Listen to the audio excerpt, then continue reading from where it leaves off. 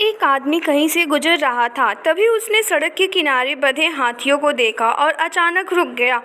उसने देखा कि हाथियों के अगले पैर में एक रस्सी बंधी हुई है। उसे इस बात का बड़ा आश्चर्य हुआ कि हाथी जैसे विशालकाय जीव लोहे की जंजीरों की जगह बस एक छोटी सी रस्सी से बंधे हुए हैं। कैसे? यह स्पष्ट बंधन तोड़कर कहीं भी जा सकते थे।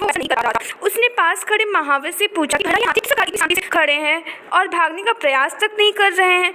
तब महावत ने कहा, इन हाथियों को छोटे पर से ही इन रस्सियों में बांधा जाता है। उस समय इनके पास इतनी शक्ति नहीं होती है कि इस बंधन को तोड़ सकें। बार बार प्रयास करने पर भी रस्सी ना तोड़ पाने के कारण उन्हें धीरे धीरे यकीन होता है कि वो इन रस्सियों को नहीं तोड़ सकते और बड़े होने पर उनका यह यकीन बना रहता है, इसलिए वो कभी इसे तोड़ने का प्रयास ही नहीं करते हैं।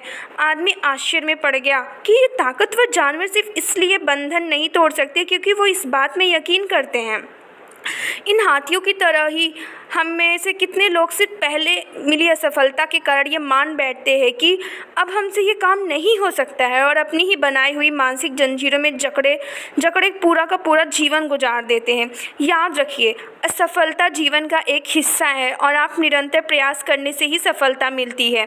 यदि आप भी ऐसे किसी बंधन में बंधे हैं जो आपको अपने सपने सच करने से रोक रहा है, उसे तोड़ डालिए, क्योंकि आप हाथी नहीं हैं, इंसान है। इसीलिए कहा गया है, हम अपनी शारीरिक शक्ति से नहीं बल्कि हम अपनी मानसिक शक्ति से विजयी पाते हैं।